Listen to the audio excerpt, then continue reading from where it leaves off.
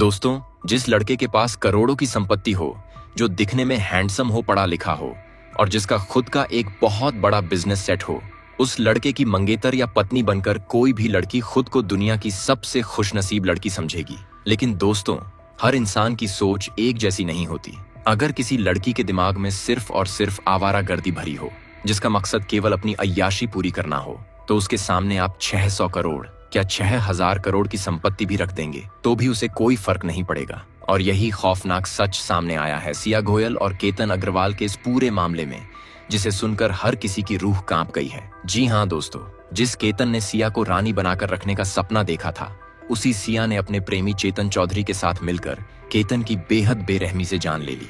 और आज के इस वीडियो में हम आपको केतन और सिया के बारे में वो सच बताने वाले हैं जो इसके बारे में मीडिया भी बात नहीं कर रही है। दोस्तों, केतन की जिस तरह जान ली गई वो कोई नॉर्मल घटना नहीं है, बल्कि इसे बहुत ही शातिराना अंदाज में एक हादसे की शक्ल देने की कोशिश की गई थी, जिसे केतन की खुद की मंगेतर सिया गोयल ने अपने आशिक के साथ मिलकर अंजाम दिया था। पूरी दुनिया ये सोचकर हैरान है कि आखिर इन दोनों की मुलाकात कैसे हुई थी। सिया के दिमाग में केतन को रास्ते से हटाने का ख्याल कब और कैसे आया, और इतनी बड़ी वारदात को अंजाम देने के बाद ये दोनों पुलिस के हत्थों कैसे चढ़े।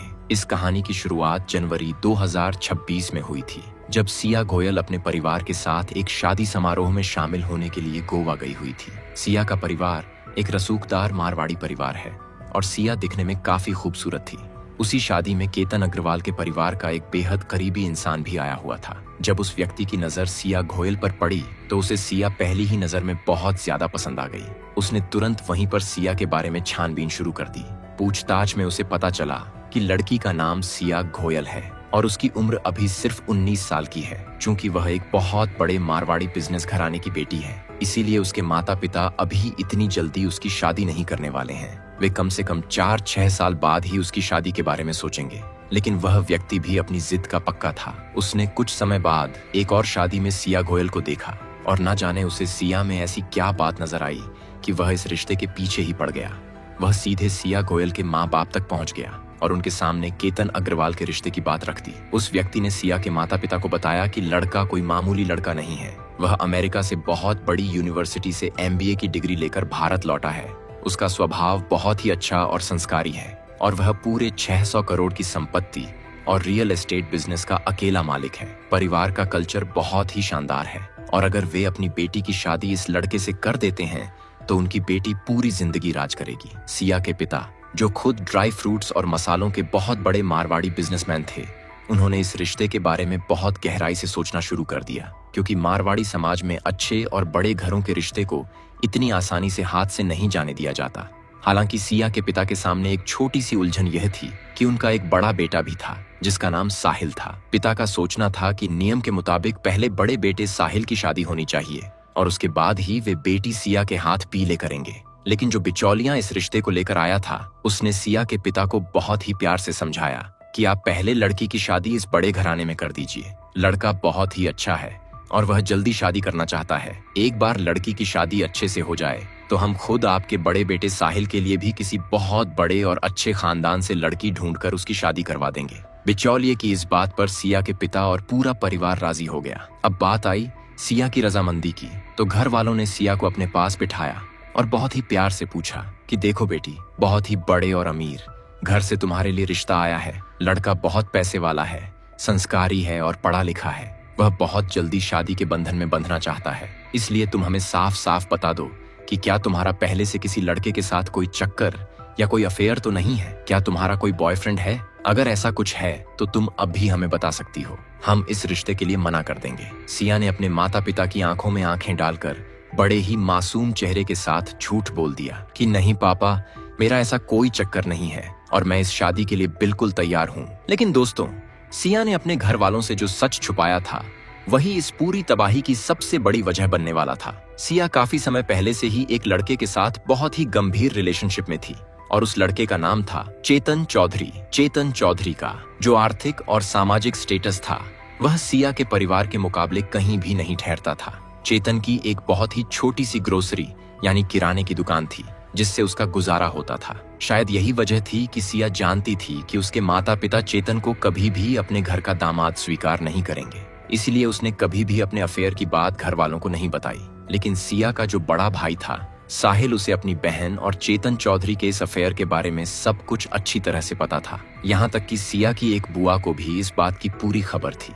इसी बीच जब सिया और चेतन का यह अफेयर पूरे चरम पर चल रहा था, तभी केतन अग्रवाल के परिवार का वो रिश्ता सिया के घर आ गया और घर वालों के दबाव और केतन की बेहिसाब दौलत को देखकर सिया ने हाँ कह दी और देखते ही देखते फरवरी के महीने में दोनों की सगाई पक्की हो गई। केतन और सिया की सगाई का फंक्शन इतना आलीशान था कि लोग उसे देखकर दंग रह गए। केतन का परिवार पानी की तरह पैसा बहा रहा था। आप खुद अंदाजा लगाइए कि जिस शादी के लिए राजस्थान में 17 करोड़ रुपए का एक पूरा का पूरा पैलेस बुक किया गया हो, वह कितनी भव्य होगी। आमतौर पर लोग 2-4 लाख का मैरिज हॉल बुक करके भी बहुत खुश होते हैं, लेकिन यहाँ केतन ने अपनी होने वाली दुल्हनिया के स्वागत के लिए कोई कसर नहीं छोड़ी थी। केतन अग्रवाल का मुख्य काम रियल एस्टेट का था और उनका बिजनेस दिन दोगुनी रात चौगुनी तरक्की कर रहा था। पैसों का उनके पास कोई अंत नहीं था। इसलिए केतन ने पुणे से राजस्थान मेहमानों को लाने के लिए दो प्राइवेट चार्टर्ड प्लेन भी बुक कर दिए थे। नवंबर के महीने में शादी की तारीख तय हुई थी और फरवरी में सगाई होने के बाद केतन पूरी तरह से सिया के प्यार की गिरफ्त में आ चुका था। वह एक बेहद सीधा सादा और शरीफ लड़का था जो अपनी पढ़ाई और अपने बिजनेस को बहुत ही जिम्मेदारी से संभालता था। उसने अपनी पूरी जिंदगी सिर्फ पढ़ाई और काम में गुजारी थी, इसलिए वह प्यार, मोहब्बत और दुनिया के छलावे से बहुत ज्यादा वाकिफ नहीं था।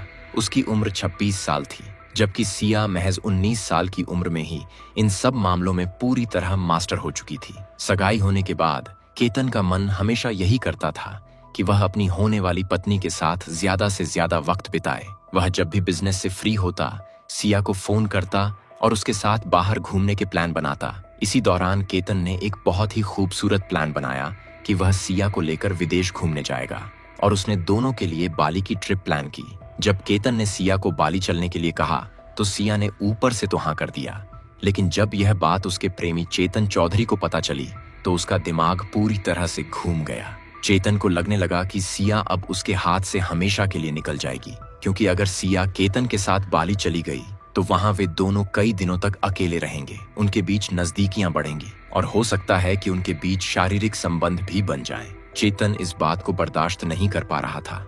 उसने सिया पर दबाव बनाना शुरू किया और कहा कि अगर तुम केतन के साथ बाली गई तो मैं अपने साथ कुछ गलत कर लूंगा। मैं तुमसे सच्ची मोहब्बत करता हूँ और तुम्हें किसी और के करीब जाते हुए नहीं देख सकता। चेतन की यह बात सुनकर सिया भी घबरा गई और उन दोनों ने मिलकर बाली की ट्रिप को फ्लॉप करने की एक बहुत ही शातिर योजना बनाई। जिस दिन केतन और सिया की फ्लाइट थी और वे दोनों एयरपोर्ट के लिए निकलने वाले थे, उससे ठीक कुछ घंटे पहले केतन अग्रवाल का असली पासपोर्ट रहस्यमयी तरीके से गायब हो गया। केतन ने अपना पासपोर्ट हर जगह ढूंढा, लेकिन वह कहीं नहीं मिला। पासपोर्ट न मिलने की वजह से वे दोनों फ्लाइट नहीं पकड़ पाए और केतन का वह लाखों रुपए का बाली ट्रिप का प्लान पूरी तरह से कैंसिल हो गया। चेतन चौधरी अपनी इस पहली चाल में पूरी तरह से कामयाब रहा और वह बहुत खुश था कि उसने सिया को केतन के साथ अकेले विदेश जाने से रोक लिया था। बाली की ट्रिप कैंसिल होने के बाद भी केतन ने हार नहीं मानी। उसने सोचा कि कोई बात नहीं, अगर विदेश नहीं जा पाए तो क्या हुआ, हम भारत में ही एक दूसरे के साथ वक्त बिता सकते हैं। इसके बाद केतन अक्सर सिया को पुणे और उसके आसपास की जगहों पर घुमाने ले जाने लगा। लेकिन दोस्तों, इस दौरान केतन और सिया के बीच नजदीकियां तो बढ़ी, लेकिन इन मुलाकातों ने सिया के दिमाग में केतन के लिए एक अलग ही तरह की नफरत पैदा कर दी। जब सिया केतन के करीब आई तो वह अंदर ही अंदर उसकी तुलना अपने प्रेमी चेतन चौधरी से करने लगी। सिया को लगने लगा कि केतन के पास भले ही 600 करोड़ रुपए की संपत्ति हो, लेकिन जो बात और जो आकर्षण उसके प्रेमी चेतन चौधरी में है, वह इस अमीर केतन अग्रवाल में बिल्कुल नहीं है। सिया अब केतन में जबरदस्ती कमियां ढूंढने लगी थी। उसने केतन से कहना शुरू कर दिया कि तुम्हारे सिर के बाल तो नकली हैं, तुम अपने सिर पर हेयर पैच लगाते हो। केतन बहुत ही सीधा था। उसने बड़े ही प्यार से सिया से कहा कि यह बात तो तुम्हें सगाई से पहले भी पता थी और इसमें छुपाने जैसी कोई बात नहीं है।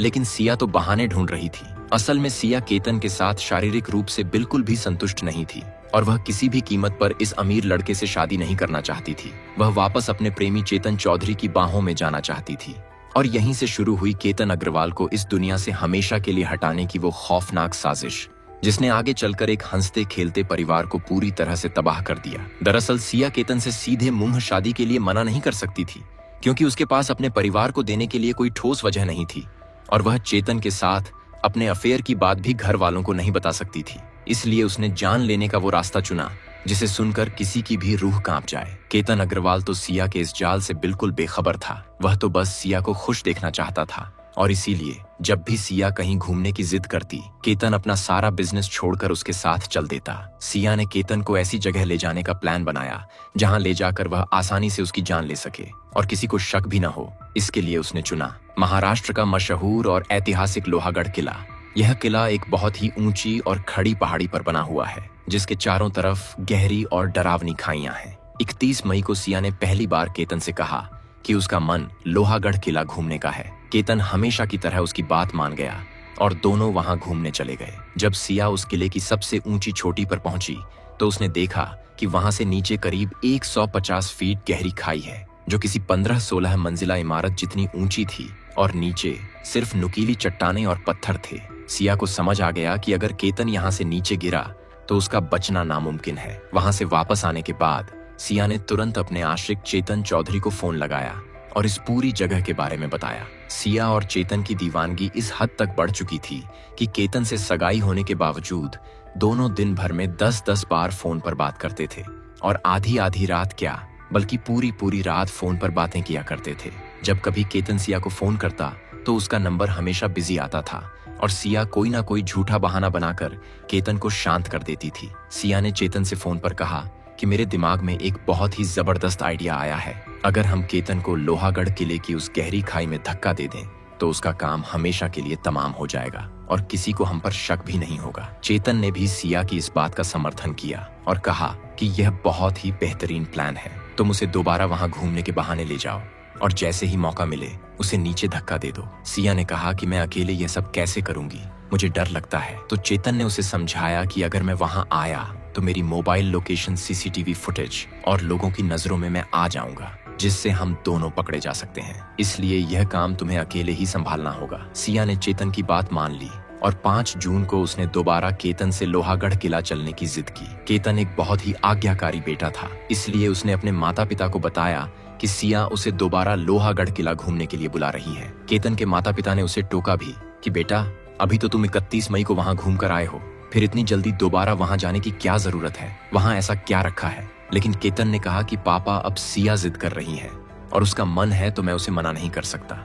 और वह 5 जून को दोबारा सिया के साथ वहां चला गया। लेकिन उस दिन किस्मत ने केतन का साथ दिया, क्योंकि 5 जून को किले पर पर्यटकों की बहुत भारी भीड़ थी और हर तरफ लोग मौजूद थे। सिया को केतन को अकेले पाकर धक्का देने का मौका ही नहीं मिला और वह चाहकर भी अपनी साजिश को अंजाम नहीं दे पाई और दोनों वापस लौट आए। इसके 2 दिन बाद यानी 7 जून को सिया ने फिर से वहां जाने का प्लान बनाया। लेकिन इस बार केतन ने कह दिया कि बार बार एक ही जगह जाना ठीक नहीं है, हम कहीं और चलेंगे, और वह प्लान कैंसिल हो गया। लेकिन सिया इतनी आसानी से हार मानने वाली नहीं थी। 14 जून को उसने फिर से रोना धोना और जिद करना शुरू कर दिया कि मुझे तो बस लोहागढ़ किला ही घूमना है, वह जगह मुझे बहुत ज्यादा पसंद है। केतन ने सोचा कि सिया इतना कह रही है तो चलो एक बार फिर चले जाते हैं, और वह 14 जून को तीसरी बार सिया के साथ उस खतरनाक किले पर पहुंच गया। उस दिन किले के एक सुनसान पॉइंट पर, जहां आसपास कोई भी मौजूद नहीं था, सिया केतन को लेकर गई। केतन जैसे ही खाई के नजारे देखने के लिए नीचे की तरफ झुका, सिया ने पीछे से उसे पूरी ताकत से धक्का दे दिया। लेकिन सिया के उस धक्के में इतना जोर नहीं था कि केतन सीधे नीचे खाई में गिर जाता। केतन नीचे की तरफ गिरा जरूर, लेकिन किस्मत से खाई के किनारे पर एक मजबूत पेड़ था। केतन ने उस पेड़ की डाल को कसकर पकड़ लिया और उसकी जान बच गई। केतन बुरी तरह घबरा गया और उसने ऊपर चढ़कर सिया की तरफ देखा और पूछा कि सिया, ये तुम क्या कर रही थी? तुमने मुझे धक्का क्यों दिया? सिया का कलेजा मुंह को आ गया था, लेकिन उसने तुरंत अपनी चालाकी दिखाई और एक झूठी कहानी गढ़ते हुए कहा कि अरे केतन, तुम्हारे पैर के पास एक बहुत ही जहरीला सांप आ गया था। अगर मैं तुम्हें धक्का नहीं देती तो वह सांप तुम्हें काट लेता। केतन ने सिया की इस बात का भरोसा कर लिया। इस तीसरी नाकाम कोशिश के बाद सिया को समझ आ गया था कि वह अकेले इस काम को नहीं कर पाएगी और उसने चेतन चौधरी से साफ कह दिया कि तुम्हें इस काम में मेरा साथ देना ही होगा।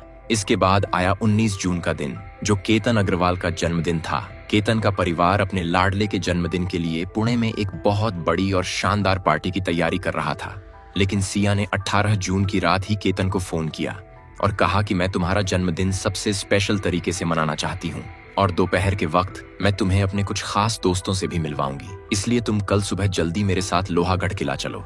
हम दोपहर तक वहां घूमेंगे और उसके बाद तुम्हारे जन्मदिन की पार्टी करेंगे। केतन हमेशा की तरह सिया की इन प्यार भरी बातों में आ गया और 19 जून की सुबह ठीक 10 बजे दोनों एक बार फिर लोहागढ़ किले पर पहुंच गए। सुबह का वक्त होने के कारण उस दिन किले पर बहुत ही कम लोग थे और सिया के कहे मुताबिक उसका प्रेमी चेतन चौधरी भी वहां पहले से पहुंच चुका था। चेतन बहुत शातिर था। उसने अपनी दुकान पर काम करने वाले एक छोटे लड़के का मोबाइल फोन अपने पास रख लिया था और अपना खुद का फोन अपनी दुकान पर ही छोड़ दिया था ताकि पुलिस को उसकी मोबाइल लोकेशन का पता न चल सके। वह इसी दूसरे फोन से सिया के संपर्क में था और किले पर केतन से कुछ दूरी बनाकर पीछे पीछे चल रहा था।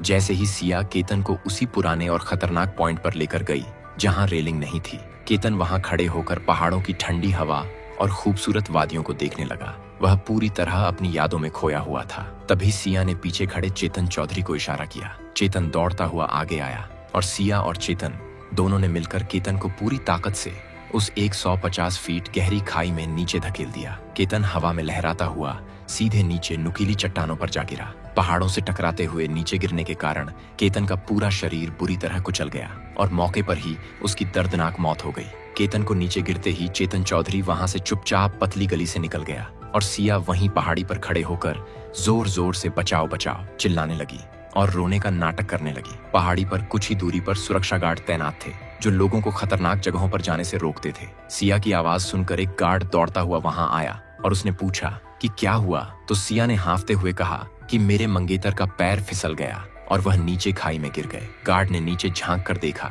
लेकिन इतनी गहराई होने के कारण नीचे कुछ भी साफ नजर नहीं आ रहा था। उसने तुरंत पास की पुलिस चौकी को फोन किया और पूरी घटना की जानकारी दी। पुलिस की एक टीम रेस्क्यू क्रेन और रस्सियों के साथ मौके पर पहुंची और कड़ी मशक्कत के बाद केतन अग्रवाल के शव को उस गहरी खाई से बाहर निकाला गया। केतन के मोबाइल से उसके माता पिता को फोन किया गया और जैसे ही यह खबर केतन के घर पहुंची, पूरे परिवार में कोहराम मच गया। हंसता खेलता परिवार एक पल में तबाह हो चुका था। माता पिता और केतन की बहन रोते बिलखते हुए सीधे मौके पर पहुंचे, लेकिन वहां खड़े लोगों ने एक अजीब चीज नोटिस की। केतन का पूरा परिवार रो रहा था। वहां मौजूद लोगों की आंखों में आंसू थे, लेकिन सिया घोयल के चेहरे पर दुख का एक भी भाव नहीं था। वह एकदम खामोश और बूथ बनकर खड़ी थी। शुरुआत में लोगों को लगा कि शायद मंगेतर की मौत के सदमे की वजह से वह सुन्न पड़ गई है, लेकिन जब केतन की बहन ने सिया से अकेले में पूछा कि यह सब कैसे हुआ, तुम तो उसके साथ थीं, तो सिया ने बेहद ठंडे लहजे में कहा कि मुझे नहीं पता, मैं आगे चल रही थी और वह पीछे थे। शायद उनका पैर फिसल गया और वह गिर गए। सिया के इस बर्ताव ने केतन की बहन के दिल में शक पैदा कर दिया। परिवार को सिया की बार बार लोहागढ़ किला जाने की जिद पर भी पहले से ही अजीब लग रहा था। केतन के पिता और बहन सीधे पुलिस स्टेशन गए और उन्होंने कहा कि यह कोई हादसा नहीं है, बल्कि यह एक सोची समझी साजिश है और हमारी कंप्लेंट दर्ज की जाए। परिवार की शिकायत पर पुलिस ने इस मामले की हाई प्रोफाइल जांच शुरू की। पुलिस ने सबसे पहले किले के एंट्री पॉइंट और आसपास लगे सीसीटीवी कैमरों की फुटेज खंगालना शुरू किया और यहीं पर पुलिस के हाथ एक बहुत बड़ा सुराग लगा। पुलिस ने देखा कि कड़कती धूप और जून के महीने की इस गर्मी में भी एक लड़का सिर पर हुडी कैप लगाए और चेहरा छुपाए हुए केतन और सिया के पीछे पीछे चल रहा था।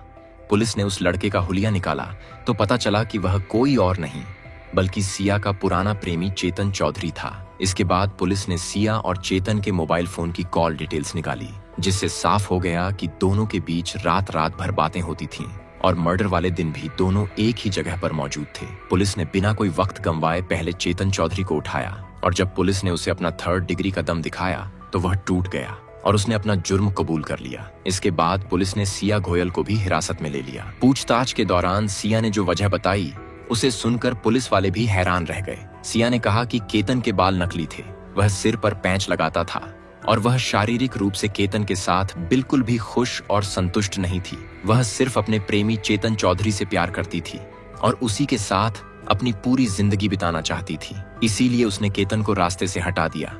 केतन के बूढ़े पिता रोते हुए कहते हैं कि अगर मेरी बहू को मेरा बेटा पसंद नहीं था या उसे इस शादी से कोई ऐतराज था तो वह एक बार हमसे या अपने माता पिता से कह देती, हम खुद इस शादी से मना कर देते।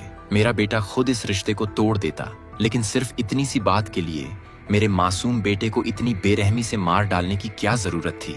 आज पूरा अग्रवाल परिवार न्याय की भीख मांग रहा है और सोशल मीडिया पर भी लोग सिया घोयल और चेतन चौधरी को फांसी की सजा देने की मांग कर रहे हैं।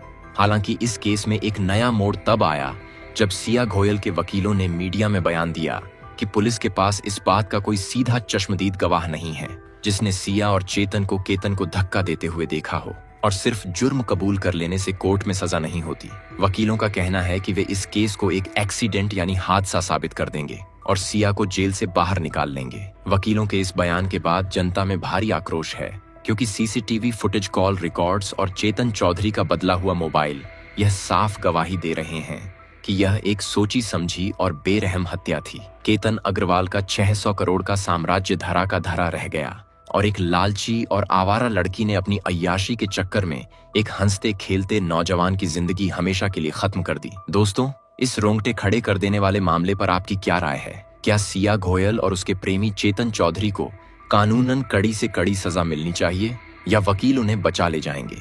अपनी राय कमेंट बॉक्स में जरूर बताएं। साथ ही वीडियो अगर पसंद आई हो तो वीडियो को लाइक कर चैनल को सब्सक्राइब जरूर कर लें।